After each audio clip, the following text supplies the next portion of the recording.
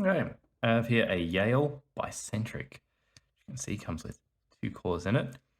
And this interesting tailpiece on the back with gears. Lockpicking Lawyer did a video on these recently, and this is the rim-sized one. It has a bit of a flaw in that the rear actuator can just be turned directly. You don't actually need to pick the thing. To demonstrate that, here's a flag. Shove that in all the way up to the back, sort of push it in, up to the back, turn, and there you go. It's a bit stiff because of the spring, but that will come on. Gonna break the flag. Come on.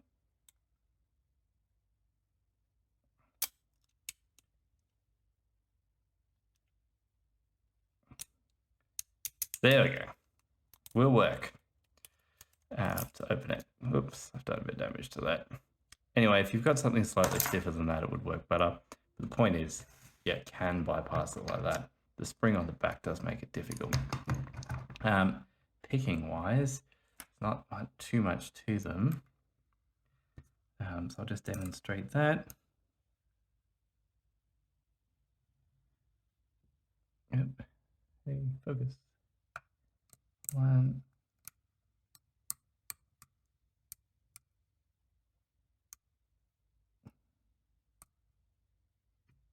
There's one. There you go. And as you can see, turning that doesn't actually actuate the rear at all, because, as like Picking Away said, only the key tip actually does anything. So if we get a screwdriver, what he did not do is actually show you how this rear mechanism works. So I will do that. First off, we've got this annoying spring, which makes that whole thing much more annoying. These little covers.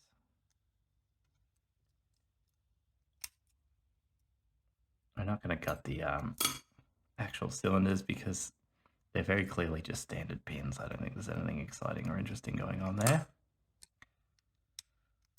And I'm not entirely sure the best way to do that, and I really don't want to damage it because they're not a very easy to find lock. But failing to show off how these gears work is like borderline criminal as far as I'm concerned. So anyway, when I first got this, it was covered in grease, so I gave it a bit of a clean out. So it's got these little retaining plates, and you can see we've got these gears on the back. Pull that out, you can see it's just a slot. So when the key is in there, or your bypassing tool, shove that through, and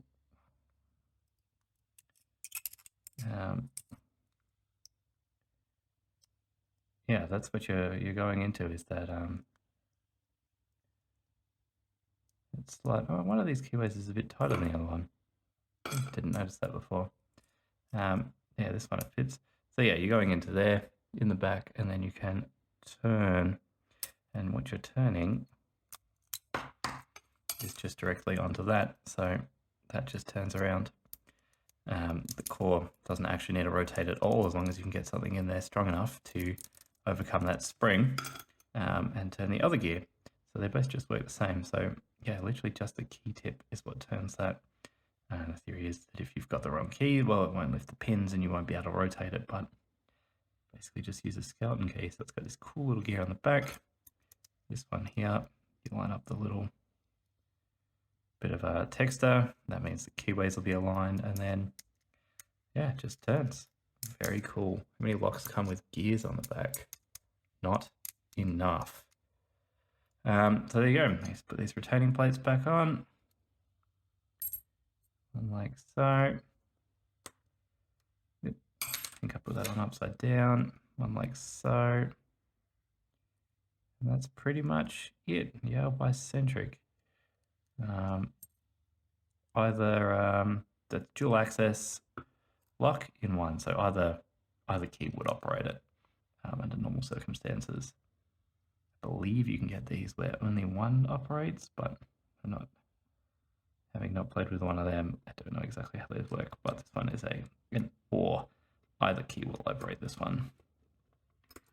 They're very cool locks. Very cool locks. Yeah, the rim format, obviously, big security flaw there, but I believe the padlock versions and the mortise versions do not have that direct bypass possibility. It's just this one format of them.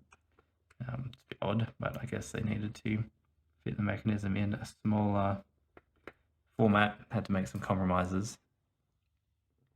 Let's be honest, most people are never going to do that, but once you know that it's a thing, it is a bit of a weakness.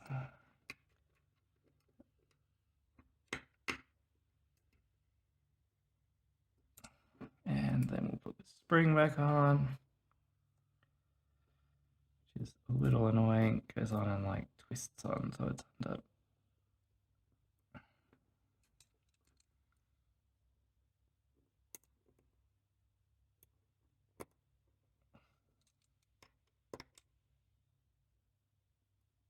There we go. Like so.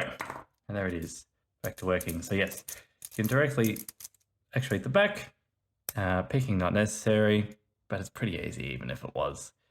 Really no security pins or anything in there. Very standard, reasonably easy keyway. So there you go, Yale Bicentric. Very unique lock.